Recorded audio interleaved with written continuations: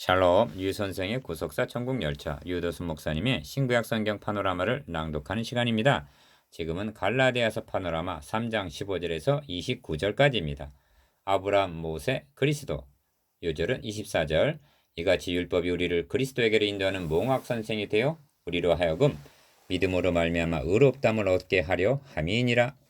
도표에서 보시는 바대로 바울은 본문단에서 아브라함, 그 다음에 모세, 다음이 그리스도까지의 구약시대 2000년을 개관하고 있습니다. 하나님은 아브라함에게 자손을 주리라 약속하셨는데 그 약속이 성취되어 그리스도가 오셨다고 말씀합니다. 16절. 그런데 하나님께서는 아브라함의 언약과 성취로 오신 그리스도 사이에 율법을 더하셨다. 19절. 즉 가입하셨다고 말씀합니다. 그렇다면 언약과 성취 사이에 어찌하여 율법을 더하셨으며 가입된 율법이 하는 기능은 무엇인가? 바울이 전개하고 있는 논리는 너무나 정교하고 주의를 집중하고 살펴보아야만 합니다. 이를 세 단원으로 나눠 상고하겠습니다. 첫째 단원 15절에서 18절 아브라함의 언약, 둘째 단원 19절에서 24절 모세의 율법, 셋째 단원 25절에서 29절 그리스도의 은혜, 첫째 단원 15절에서 18절 아브라함의 언약. 이 약속들은 아브라함과 그 자손에게 말씀하신 것인데 여럿을 가리켜 그 자손들이라 하지 아니하시고 오직 하나를 가리켜 너의 자손이라 하셨으니 곧 그리스도라. 16절. 바울은 계속해서 사람이 하나님 앞에 의롭다함을 얻는 것이 율법의 행위로냐 듣고 믿음으로냐 하는 쟁점을 구약에 나타난 구속사를 들어서 논증해 나가고 있는 것입니다. 아브라함에게 세워주신 것은 듣고 믿음으로 의롭다함을 얻는 언약이고 모세에게 주신 것은 이를 행하는 자는 살리라 하신 율법입니다. 그렇다면 어찌하여 상반된 두 길을 제시하셨으며 두 길 중 어느 길이 의롭다함을 얻는 즉 하나님 앞에 나아갈 수 있는 길이란 말인가? 1. 그러므로 본 단원에는 언약 또는 약속이라는 말이 4절 안에 6번이나 등장합니다. 15절, 16절, 17절, 17절, 18절, 18절. 기억, 이처럼 반복하는 의도는 하나님께서 아브라함에게 세워주신 언약을 강조하기 위해서인데 그 언약의 핵심은 오직 하나를 가리켜 너의 자손이라 하셨으니 곧 그리스도라 합니다. 16절. 그리고 그리스도를 보내주시려는 의도는 변함없이 우리로 하여금 믿음으로 말미암아 의롭다함을 얻게 하려 함이니라 합니다. 24절. 니은 그래서 아브라함에게 복음을 전했다고 8절 말씀하는 것이 가능한 것입니다. 2. 형제들아 사람이 이대로 말하노니 기억 사람의 언약이라도 정한 후에는 아무나 폐하거나 더하거나 하지 못하느니라 하고 15절 인간의 언약도 폐할 수 없고 변개할 수 없음을 말씀합니다. 사람의 언약도 폐할 수가 없다면 하물며 니은 내가 이것을 말하노니 하나님의 미리 정하신 언약을 430년 후에 생긴 율법이 없이 하지 못하여 그 약속을 헛되게 하지 못하리라 하고 17절 아브라함에게 세워지신 언약이 모세를 통하여 주신 율법보다 우선함과 불변함을 말씀합니다. 3. 하나님께서 아브라함에게 세워주신 언약은 신구약 성경의 통일성과 일관성과 점진성을 지탱해주고 연결해주고 있는 성경의 척추와 같은 대단히 중요한 역할을 하고 있습니다. 그러므로 만일 이것이 폐하여진다면 성경의 통일성과 점진성 등이 무너지게 되는 것입니다. 보십시오. 모세에게 나타내신 하나님은 기억 나는 너의 조상의 하나님이니 아브라함의 하나님, 이삭의 하나님, 야곱의 하나님이니라 하십니다. 출애굽기 3장 6절. 이는 아브라함과 이삭과 야곱에게 언약하신 언약의 하나님이시라는 뜻입니다. 그 언약의 하나님이 너를 보내셨다 하라고 말씀하십니다. 엘리야 선지자는 절체절명의 위기 상황에서 하나님을 니은 아브라함과 이삭과 이스라엘의 하나님 여호와로 고백하고 있습니다. 열왕기상 18장 36절. 신약성경은 이를 받아서 디귿 아브라함과 다윗의 자손 예수 그리스도의 세계라 하고 시작하고 있습니다. 마태복음 1장 1절. 즉 아브라함과 다윗에게 언약하신 그리스도가 예수로 오셨다. 그분의 족보가 이를 증명해주고 있다는 말씀입니다. 오순절 성령 강림 후에 사도들은 리을 또 하나님이 너희 조상으로 더불어 세우신 언약의 자손이라 아브라함에게 이르시기를 땅 위의 모든 족속이 너의 씨를 인하여 복을 받으리라 하셨으니 약속하신 대로 그 자손을 보내주셨다고 증거하고 있는 것입니다. 사도행전 3장 25절에서 26절. 4. 그러면 아브라함에게 세워주신 언약과 모세에게 세워주신 율법의 성격이 어떻게 다른가를 살펴볼 필요가 있습니다. 기억, 율법은 쌍방간의 언약입니다. 십계명은 우상을 만들지 말며 절하지 말며 섬기지 말라, 살인하지 말라, 간음하지 말라, 도덕질하지 말지니라 하고 인간이 지켜야 할 의무와 책임을 규정하고 있습니다. 이를 범하게 되면 정죄, 즉 저주 아래 놓이게 되는 것입니다. 니은 그러나 아브라함에게 세워주신 언약은 일방적인 언약입니다. 내가 자손을 주리라, 내가 힘이 번성케 하리라 하고 창세기 17장 2절에서 8절 너희는 어떠하든지 내가 하리라 하신 언약입니다. 그러므로 이 언약은 인간이 패할 수도 없고 혹시 죄를 범한다 할지라도 징계하실 뿐 패하여지지도 않는 것입니다. 디귿 그러므로 성경은 하나님이 약속으로 말미암아 아브라함에게 은혜로 주신 것이라 하고 18절 무가치한 자들에게 베푸시는 은혜임을 말씀합니다. 5. 이처럼 하나님께서 아브라함에게 일방적이고도 주권적으로 세워주신 언약을 모세 율법이 폐하거나 더할 수가 있단 말이냐. 율법이 없이 하지 못하여 그 약속을 헛되게 하지 못하리라 합니다. 17절 그렇다면 어떤 결론에 이르게 되는가? 기억 바울이 논증하고자 하는 핵심은 아브라함의 언약이 모세 율법보다 우월하고 우선함을 입증하려는 데 있는 것이 아닙니다. 니은 여기서 멈추지 않고 이를 통해서 사람이 의롭게 되는 것은 율법을 행함으로가 아니라 언약을 믿음으로 말미암아 즉 아브라함에게 세워지신 언약의 성취자로 오신 예수 그리스도를 믿음으로 말미암아 의롭다함을 얻는다는 것을 확신케 하려는 데 있는 것입니다.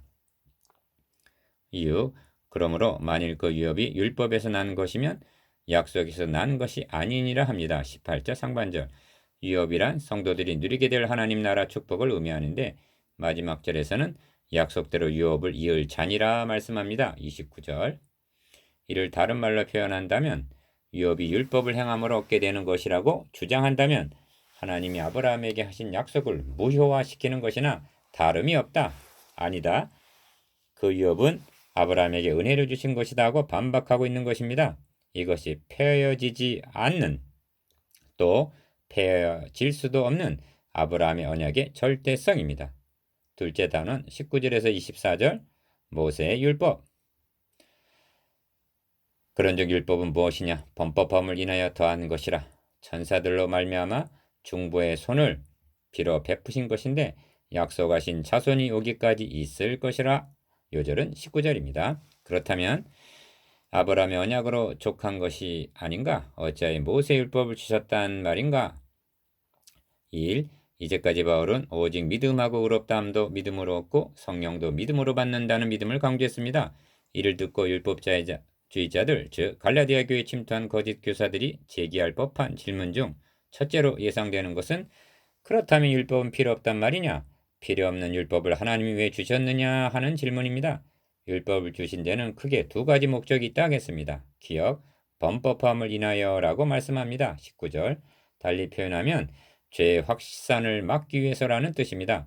하나님은 그리스도를 보내시기 위해서 만민 중에 이스라엘을 선민으로 택하셨습니다. 그러므로 이스라엘 민족은 언약의 보존자로서 약속하신 자손이 오시기까지 내가 거룩하니 너희도 거룩할지니라 하신 성별을 유지해야만 했던 것입니다. 만일 율법을 주시지 않았다면 그들이 어떠한 상태에 빠졌겠습니까? 범법함을 인하여 율법을 주신 것입니다.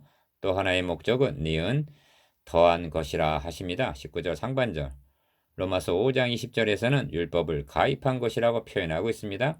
아브라함에게 세워주신 언약과 언약의 성취로 오신 그리스도 즉 복음과 복음 사이에 율법을 끼워 넣으신 가입한 것이라는 뜻입니다. 왜 가입한 것일까요? 율법으로는 죄를 깨달음이니라 하신 대로 로마서 3장 20절 죄를 깨닫게 하기 위해서입니다. 이것이 율법의 기능이요 주신 목적입니다. 두 번째로 예상되는 질문은 그러면 율법이 하나님의 약속을 거스리느뇨 하는 질문입니다. 21절 상반절 당신은 율법과 약속, 복음을 적대관계로 생각하고 있단 말이요? 이 점에 대해서 명백해야만 합니다. 언약만이 아니라 율법도 하나님이 주신 것입니다. 그런 언약과 율법을 싸움을 붙이듯 하는 사람들이 있기 때문입니다. 기억, 율법은 정죄하는 것, 죽이는 것, 그래서 나쁜 것이라는 인식이 있습니다. 이에 대해 바울은 율법도 거룩하며 계명도 거룩하며 의로우며 선하도다 하고 답변합니다. 로마서 7장 12절. 니은 왜냐하면 율법도 하나님 주신 것이기 때문입니다. 율법을 보십시오. 그 자체에는 나쁜 것이란 한마디도 없습니다. 책임은 육신의 연약으로 말미암아 이를 행할 수 없는 인간에게 있는 것입니다. 3. 그러므로 율법이 하나님의 약속을 거스리기는커녕 약속하신 자손의 필요성을 절감하게 하고 고대하며 갈망하게 만든다는 것입니다. 달리 말하면 우리가 그리스도를 만나게 되는 데는 율법의 역할이 절대적으로 필요하다는 말씀입니다. 그렇다면 율법이 어떻게 이런 역할을 하는가? 율법이 우리를 유죄 판결 정죄하여 기억 메인바 되고 즉 결박하여 니은 갇혔느니라 23절. 즉 감옥에 가두는 역할을 했기 때문이라는 것입니다. 다시 말하면 율법이 우리를 결박하여 옥에 가두지 않았다면 오라 나는 공간 사람이로다. 이 사망의 몸에서 누가 나를 건져내려 하고 자신의 죄를 깨닫지도 못했을 것이요 구원자를 찾지도 않았을 것이요 부르짖지도 않았을 것이라는 말씀입니다. 이렇게 하도록 만들어주는 것이 율법의 기능이요 율법을 주신 목적이라는 말씀입니다. 4. 그러므로 율법이 우리를 그리스도에게 인도하는 몽학선생 24절 즉 가정교사라고 말씀합니다. 이 점은 예표로 제시된 출애굽의 과정에서도 나타나고 있습니다. 율법의 대명사인 모세는 하나님의 백성들을 약속의 땅으로 직접 인도하지를 못하고 여호수아 예수에게로 인도하는 몽학선생 역할을 했던 것입니다. 5. 그렇다면 율법이 어찌하여 몽학선생 역할밖에는 할 수 없는가? 다시 말하면 율법이 할 수 없는 일이 무엇인가? 이를 눈을 크게 뜨고 확인하시기를 바랍니다. 만일 살게 하는 율법을 주셨다면 의가 반드시 율법으로 말미암았으리라 합니다. 21절 하반절 두 가지를 못한다고 말씀하고 있는데 첫째는 기어 율법은 살게 하지를 못한다고 말씀합니다. 둘째는 니은 율법은 의롭담을 주지를 못한다고 말씀합니다. 살게 하지를 못한다는 말은 죄를 해결해 줄 수 없다는 말이요. 의롭담을 주지를 못한다는 말은 하나님 앞으로 인도해 주지를 못한다는 말이 됩니다. 만일 율법이 이 두 문제를 해결해 줄 수 있었다면 의가 반드시 율법으로 말미암았으리라 합니다. 21절 이런 뜻입니다. 율법이 의를 줄 수 있었다면 그리스도는 오실 필요도 없고 더욱이나 죽으셔야 할 이유가 없었다는 것입니다. 6. 이를 생생하게 보여주는 기사가 있습니다. 요한복음 8장에 보면 가늠하다가 현장에서 끌려온 여인이 등장합니다. 이 죄인을 가운데 세워놓고 한쪽에서는 모세가 율법을 들고 있고 다른 한쪽에서는 주님이 복음을 가지고 계십니다. 모세 율법은 돌로 치라 명하십니다.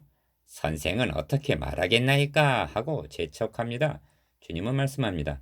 나도 너를 정죄하지 아니하노니. 주님은 무죄의 석방을 하신 것입니다.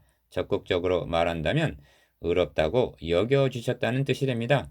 어떻게 이런 엄청난 일이 가능하단 말인가? 주님께서 대신 정죄를 받으러 오셨기 때문입니다. 율법이 줄 수 없는 두 가지. 1. 성경이 계속적으로 역설하고 있는 핵심이 어디에 있으며 제가 무엇을 강력하게 증거하고자 하는지 아시겠습니까? 그것은 2장 16절에서 제기한 사람이 의롭게 되는 것은 어떻게 가능해지는가 하는 죄인에게 있어서 절체절명의 수건입니다.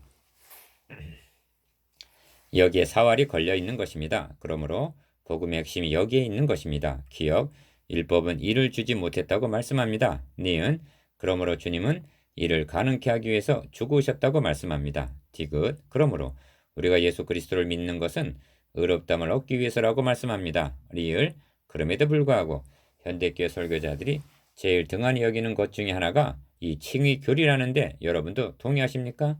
그렇다면 홍수처럼 쏟아내는 설교들이 유죄 판결을 받고 결박당하여 갇혀있는 죄수들에게 무슨 도움이 되겠습니까? 칭의가 왜 필요하게 되었으며 이것이 어떻게 해서 가능해졌는가? 이를 어떻게 받을 수가 있는가 하는 복음의 핵심이 빠져 있다면 다시 말하면 죄인이 하나님 앞에 나아갈 수 있는 유일한 길이 무엇인가 하는 복음과 무관한 설교들이 판을 치고 있다면 이는 분명 다른 복음을 전하고 있는 것이라 말해도 과언은 아닐 것입니다. 비진리를 전하는 것만이 잘못이 아닙니다. 주님께서 죽으심으로 이루어 주신 복음 진리를 전하지 않는 것도 잘못임을 유념해야만 합니다. 사도들은 이를 증거하는 데 목숨을 걸었던 것입니다. 언제까지 율법 아래 메인바되고 갇혀 있어야만 합니까? 계시될 믿음의 때까지라고 말씀합니다. 23절 하반절 믿음의 때까지라는 표현은 참으로 절묘한 묘사여 성경이 얼마나 빈틈이 없는가를 보여주고 있습니다. 기억. 그렇다면 믿음의 때란 어느 때를 가리키는가? 23절은 믿음이 오기 전이라고 말씀하고 25절에서는 믿음이 온 후로는 합니다. 십자가를 중심으로 믿음이 오기 전과 믿음이 온 후를 구별하고 있는 것입니다. 중심 주제와 결부시켜 말씀드린다면 믿음으로 의롭다 함을 얻는 길이 열리기 전이 믿음이 오기 전이요 믿음으로 의롭다함을 얻는 길이 열린 후가 믿음이 온 후라는 말씀입니다. 니은 그러므로 19절에서는 약속하신 자손이 오시기까지 하신 것이라 하고 믿음과 약속의 자손을 동일시하고 있는 것입니다. 믿음은 곧 약속하신 자손 그리스도라는 것입니다. 디귿 어찌하여 바울은 믿음의 때 믿음이 오기 전 믿음이 온 후 하고 믿음을 강조하고 있는가? 구약시대란 율법 아래 있던 때요 23절 중반절 행함의 때요 행하지 못한 자들이 결박당에 갇혀 있던 때요 그래서 저주 아래 있던 때임을 10절 대조에 보여주기 위해서인 것입니다. 3. 여기 약속하신 자손이 오셔서 구원해 주시는 장면을 묘사해 주고 있는 감동적인 시가 있습니다. 사람이 흑암과 사망의 그늘에 앉으며 공고와 쇠사슬에 매임은 하나님의 말씀을 거역하며 지존자의 뜻을 멸시함이라. 이에 저희가 그 근심 중에 여호와께 부르짖음에 그 고통에서 구원하시되 흑암과 사망의 그늘에서 인도하여 내시고 그 얽은 줄을 끊으셨도다. 여호와의 인자하심과 인생에게 행하신 기이한 일을 인하여 그를 찬송할지로다. 저가 논문을 깨뜨리시며 쇠의 빗장을 꺾으셨음이로다. 시편 107편 10절에서 16절. 4. 약속하신 자손이 오시면 시편에서 전망하고 있는 대로 논문을 깨뜨리시고 쇠의 빗장을 꺾으시고 우리를 구원해 주실 것이기 때문에 계시될 믿음의 때까지 갇혔느니라 하는 것입니다. 23절. 기억. 어찌하여 그때를 믿음의 때라고 말씀하는가? 얽은 줄을 끊으시고 논문을 깨뜨리시며 쇠빗장을 꺾으셔서 자유케 됨이 무슨 공로나 행함으로가 아니라 오직 믿음으로 가능하여지기 때문입니다. 니은 그러므로 율법은 우리에게 행하라 말하지만 복음은 예수 그리스도께서 행해 주신 것을 믿으라 하고 오직 믿음만을 요구하는 것입니다. 5. 한 가지 부원해야 할 말씀이 있습니다. 첫 언약도 파한 것은 인간 편이지 하나님이 폐하신 것은 아니라는 점입니다. 기억 로마서 8장 4절에서 율법은 요구하고 있다고 말씀합니다. 무엇을 요구하고 있는가? 죄값은 사망이라 하신 법대로 해줄 것을 요구하고 있는 것입니다. 하나님은 이 요구를 폐하신 것이 아닙니다. 이 요구에 응하여 나 같은 죄인 대신 자기 아들을 내어주신 것입니다. 니은 하나님은 율법을 폐하신 것이 아니라 온전케 로마서 10장 4절 13장 10절 도리어 굳게 로마서 3장 31절 그렇게 하신 셈입니다. 그러므로 주님께서도 내가 율법이나 선지자나 폐하러 온 줄로 생각지 말라. 폐하러 온 것이 아니요 완전케 하려 함이로라 하신 것입니다. 마태복음 5장 17절. 그러므로 율법과 복음을 적대 관계에 있는 양 싸움을 붙이듯 해서는 아니 되는 것입니다.